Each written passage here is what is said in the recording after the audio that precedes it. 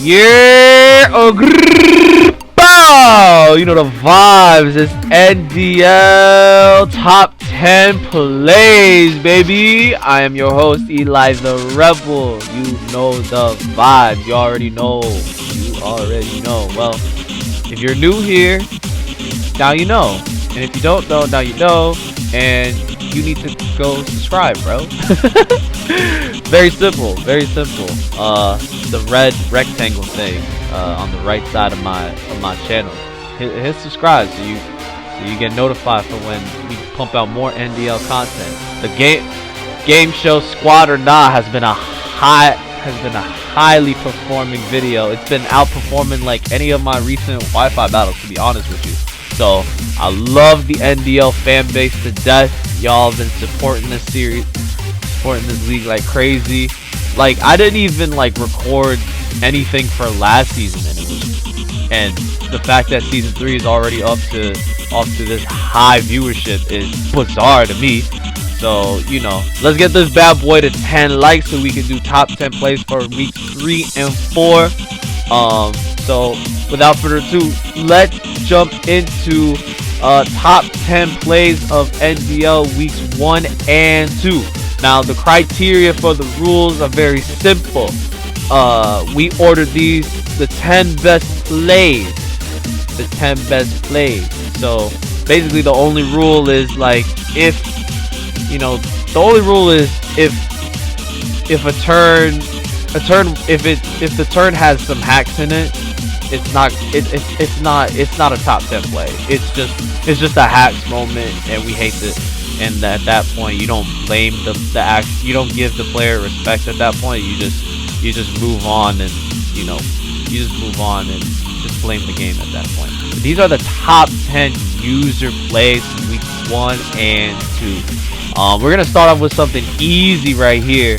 So we're gonna start off with Will Kidd of the New England Patriots taking on K Millie and South Jersey Swoobat. The South Jersey Swoobats. Week 1, a rematch of NDL semifinals. As you can see here, once this Slow King comes in, I hate to break it to you, but look at Rocky Helmet, the movie. Go to Let It Begin. You know what I'm saying? Like, look at Kev just hit himself every single time. The 12%, folks.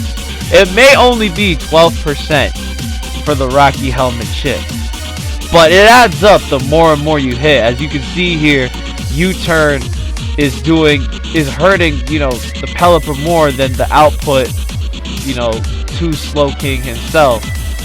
This is gonna be, a theme, throughout pretty much the whole battle, which is why this is number 10 on the thing, because like look at that. Look how much chip Rocky Helmet does to pretty much Kev's entire team. It's honestly bizarre. I put it number 10, not only as a good start, but also there was a way to play around said thing. So basically, if Kev were to sub up and start using non-contact moves and start setting up through that way, as you can see, another Iron Head is doing more Rocky Helmet damage than actual Iron Head damage to said Slow King. But yeah, Rocky Helmet, the motion picture, comes in at number 10 for just being a menace to society. As you can see, another Ice Punch gets the freeze, but look at the rolls. Look at the rolls that Rocky Helmet is getting, as opposed to Kev's attacks. Like, Rocky Helmet is doing more damage output than whatever Kev is trying to hit Slow King with. As you can see, he teleports out to the Victini.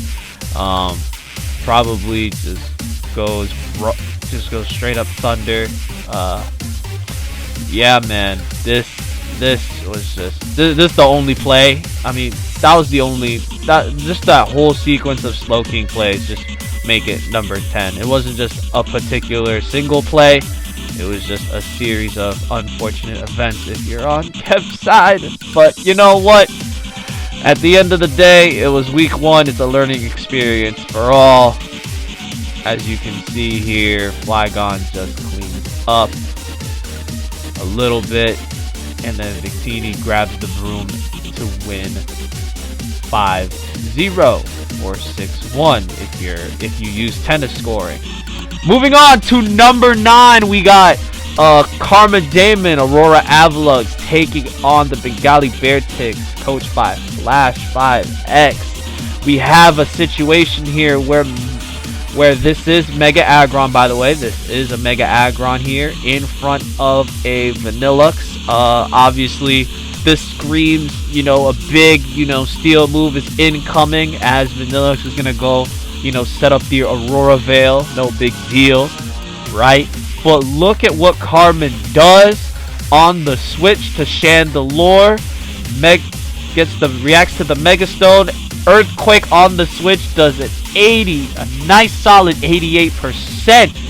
Nice solid 88% on the Chandelure switch in. I gotta say, EQ outside of Araquanid was pretty free for Carmen to click. So that play was only number 9. And coming in at number 8, same game. Azula the Flareon takes the overheat like a champ. No problem. Here we see Toxic Orb set off. So we know this thing is Guts. And here comes Araquanid thinking, oh, like I'm going to comfortably click Liquidation here. Even though there's a whole Gastrodon in the back. But you know what? We're going to click this Facade and hit through it. Oh, man. Oh, my lord. Araquanid probably, I mean, if you calc, if it was Adamant, I'm not opening enough to calc. I'm just doing a head calc right now. If this was Guts boosted Adamant, the roll was in, I think the roll was like a 50-50 for Carmen, maybe like 43% if I were to try to predict an actual number.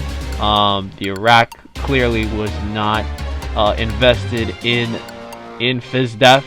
It was probably, at max attack Adamant, just like this Flareon. But Flareon naturally outspeeds the Spider, so it can fire off Facade no problem. And of course, Magearna does not want to take Facade because, Flareon could just drop a fire move at any time. So that's number 8 right there for you. Shout out to Carmen for getting 2 plays for that week 1 battle herself. Good job. We go to number 7 here. We got Crunch Bunch Rider of the Brisbane Bonnets taking on Among Us, coached by Joseph Bloss. Joseph Bloss is back for NDL Season 3. And we see here that Gyarados has DD'd up. However, the Slowbro landed the Toxic on said Dragon Dance. So this Gyara was put on a timer. So Ryder saw this as an opportunity to just go in and roost up. As you can see, takes the waterfall, doesn't get flinched, roosts up. Down goes the Gyara via Toxic. Bronzong here sets up a screen as Corviknight just starts iron defensing like a menace to society. Here goes to Pincurchin, puts up Electric Terrain. Body Press at +4, does 31%. Rising Voltage, here we go. After Lefties, does Pincurchin hit through? No, it does not. Corviknight lives on 1%, and then it landed. So that play is number 7 because Corviknight living on 1% pretty much changed the whole game. As you can see here, folks, just could not hit through it. The Reflect goes away. Body Press does that much. Yeah. And there, Ment does tries to Fire Fang through this +4 Corviknight. It only took 14%, ladies and gentlemen. Oh, Corviknight is one of the better Galarmons introduced in this generation, and with good reason. It really is a demon when set up properly, and Ryder showed that as he takes the dub. He took the dub here against Joe. Coming in at number 6, we got Sherry Davis, aka Prematurely of the Quebec Quagsire, taking on the for week 2 the Pavilion Hunter, the Salem Shedinjas SSH. Stand up. Here we got a pretty interesting matchup here. We got, you know, SSH is one of the 2 stall teams that we have in the league, taking on what is a Charizard G-Max that cannot hold the boots because of our rule set, along with some other stuff such as Lele and Ferrothorn and Surfetch'd. Here, this play is gonna go to the Pavilion Hunter here. Spoiler alert, Quartz did not win this game, but it did get play of the game, which was B, a shiny Magnezo, which screams Hidden Power Fire, and yep, there it is, folks. That's a dead Ferrothorn. So, way to get on the board for Agent Mag right there. That is play number 6 on our countdown. Right, coming in at number 5 in our countdown, we got Lures taking on Joe here for week 2. The Munich Milk Take, as the name suggests, means that Lures is our local resident German boy in the NDL. In order to get to this turn, we must give y'all a little backstory on how this battle went. As you can see here, throws up the rocks, the song throws up the screens, Gyara D dances, and so a lot of the same stuff as, you know, freaking Alecki crits, not even crits, it just hits through said light screen, which is bizarre. Could have went to Diggersby there to be safe, but you know what, it's whatever. Unfortunate miss of the Stone Edge as Mets lands the dual wing beat. Tragic, but you know what? We got a mega slow bro here to take care of all of that. No big deal. No big deal. You know what I'm saying? Here we got Sub SD. Ooh, Sub SD Reggie Drago. Heavy Slam does not break the sub, and the crunch is going to hit through the Bronzong, which means it was not Overberry. There goes that, right, as the Kercher goes down to Toxic. Here comes the Snorlax. Yep, here Snorlax broke a rule because it ate a berry when it's supposed to be holding a Pokeball. But on the next turn, as the Body Slam, you know, gets the Scald Burn on the next turn, so justice was served in this battle. Bless. Here, Alecki Volt switches out to Credilli here as Diggersby is the last mon alive. It's going to take 2 Earthquakes to hit through Credilli, but you know what?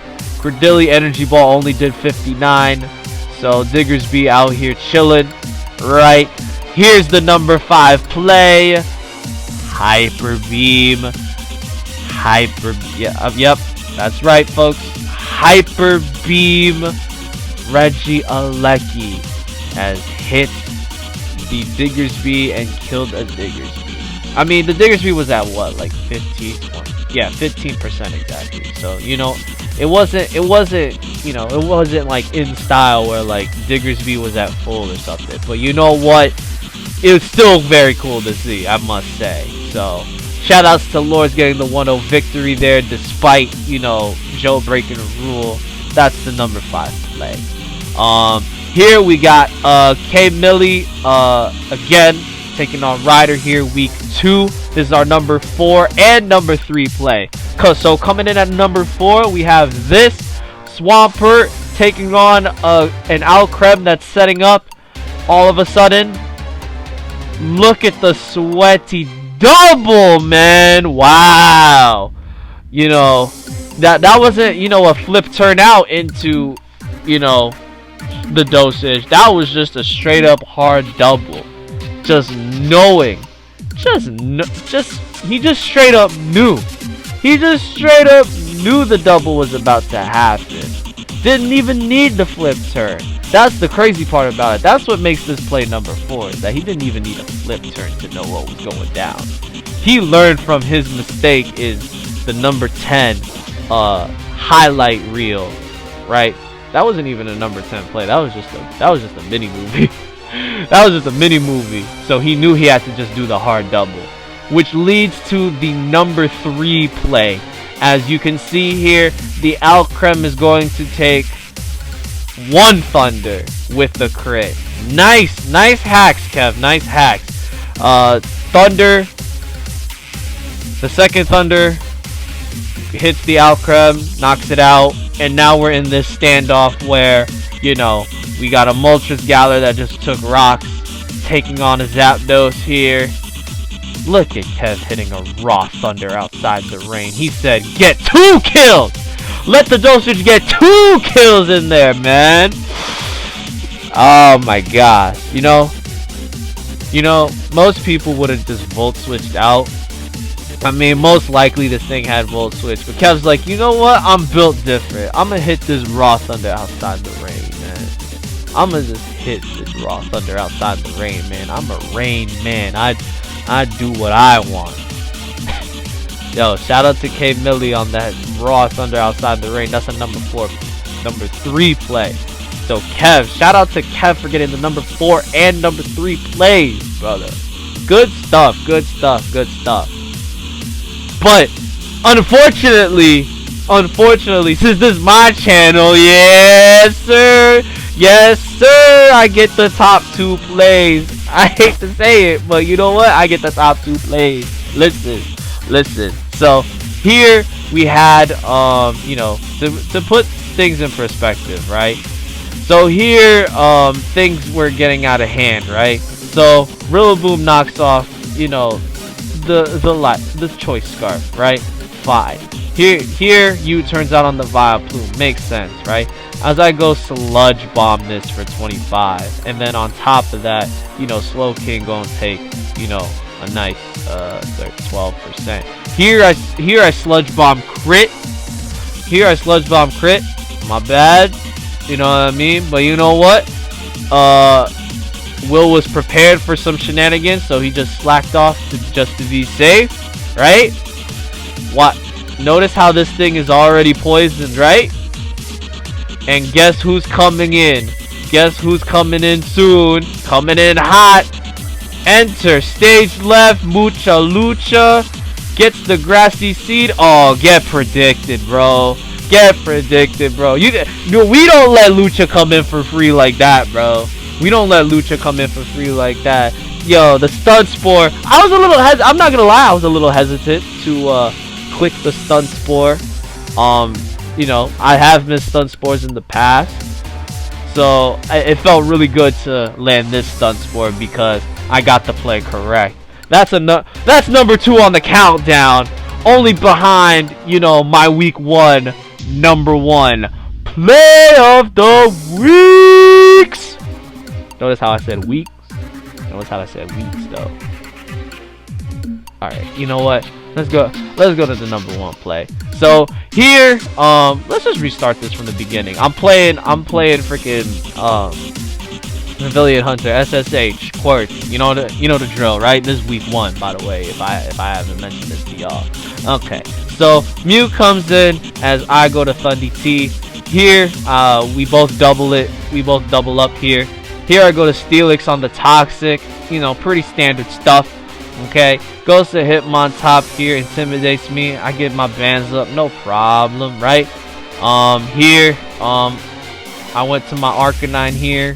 Cause thinking that, you know, the Hitmontop would rapid spin here, but guess not. I actually, you notice how the Intimidate doesn't come off. It's because I was flash fire for a certain Salazzle.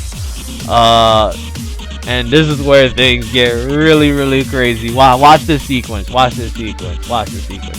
Oh, nah. Wait. Oh, look at the damage at +1 with the life orb. Oh yeah, go disable my my flare blitz, cause look, I got bulldoze for that freaking lantern. Oh my god.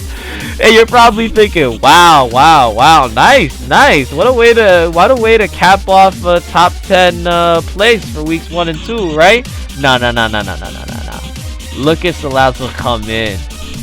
Flamethrower. I'm flash fire. Bulldoze again. Oh my god. That's just a taste. That's just a taste of what's gonna come.